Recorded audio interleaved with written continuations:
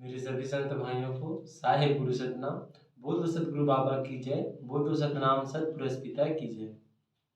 ये संतों, आज हम बाबा गुरु घासीदास मनुवादी के किस प्रकार से कट्टर थे और मनुवादी को बाबा जी ने किस प्रकार से समाज से दूर और समाज से अलग करने का प्रयास किया। जैसे कि आप जानते हैं कि पहले मनुवाद चलता था, जिसमें बहुत से ऐसा नियम बनाया गया था जिसमें वर्ण व्यवस्था के नाम पर लोगों के साथ प्रताड़ना और लोगों के साथ अत्याचार किया जाता था कि तुम छोटे जाति हो, कि तुम शूद्र हो, तुम वैश्य हो। इस प्रकार से इसी अत्याचार को देखकर बाबा गुरु घासीदास ने मनुवाद को पूर्ण रूप से ठुकराया और इसका विरोध किया कि यह कैसा नियम है जो मानव और मानव को एक समान नहीं माना जा रहा है, मानव को एक जैसा नहीं माना जा रहा है। कई लोग तो यह कहते हैं कि मनुवाद जो लिखा है वो बिल्कुल सत्य है।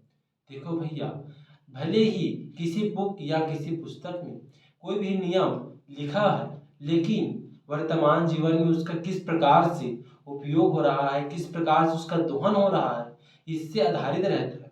जिस प्रकार हमारे संविधान में बहुत से ऐसे अनुच्छेद आर्टिकल अधिनियम लिखा गया है। अगर जैसे आप जानते हैं कि संपत्ति के अधिकार उसमें दिया गया था, लेकिन उसका दुरुपयोग होने लगा, इसलिए संपत्ति के अधिकार को हटाया गया। ठीक उसी प्रकार मनुवाद में मानव को एक नहीं समझा जाता था। मनुवाद में कई प्रकार से नियम बनाया जाता था जो मानव को मानव से भी अलग किया जाता था। नारी को पूर्ण रूप से स्वतंत्रता नहीं दिया जाता था। नारी को यह मानकर रखा गया था कि वह सिर्फ घर का ही कार्य करेगा, अपने पति का ही सेवा करेगा। ये कैसा नियम है? मनुवाद में यह भी कहा गया है कि शूद्र वैश्य इनका सिर्फ एक ही काम है, सेवा जतन करना और व्यापार करना। और गीता पुराण पढ़ना ये सब ब्राह्मणों का काम है, युद्ध करना क्षत्रिय का काम है। जिस प्रकार से मनुवाद में यह बताया गया है कि व्यक्ति के कर्म को देखकर, व्यक्ति के कार्य को देखकर इसे इस वर्ण की व्यवस्था के रूप में रखा जाएगा, लेकिन यहाँ जन्म के आधार पर मनुवादियों ने इसे जन्म के आधार पर रखकर मानव को अलग अलग कर आज मानव धर्म, मानव समाज को अलग कर दिया है।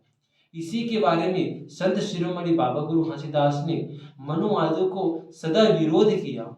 और ब्राह्मणों का तो बाबा गुरु घासीदास सम्मान करते थे, लेकिन मनुवादियों को बाबा जी सदा उनके विरोधी थे, क्योंकि वे लोग ही मानव को अलग करते थे।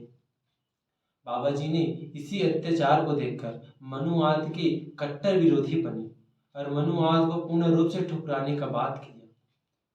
बाबा जी के इस विचार को मानव समाज माना और बाबा जी ने अपने 7 दिव्य संदेश दिया और मानव मनखे को एक बताया। यह विचार बाबा जी का सभी मनुष्य को बहुत ही अच्छा लगा और गुरु की इस वाणी से मानव समाज प्रेरित हुआ और इसी मनुवाद को त्याग कर आज पूरे संत समाज सत कर्म करने लगे। और बाबा साहब भीमराव अम्बेडकर के संविधान के कारण आज सभी लोग अपने अधिकार के रूप और अपने अधिकार के कारण पूर्ण रूप से स्वतंत्र हैं और अपने पूर्ण रूप से अपना स्वतंत्र कार्य करते हैं और अपनी इच्छानुसार कार्य करते हैं।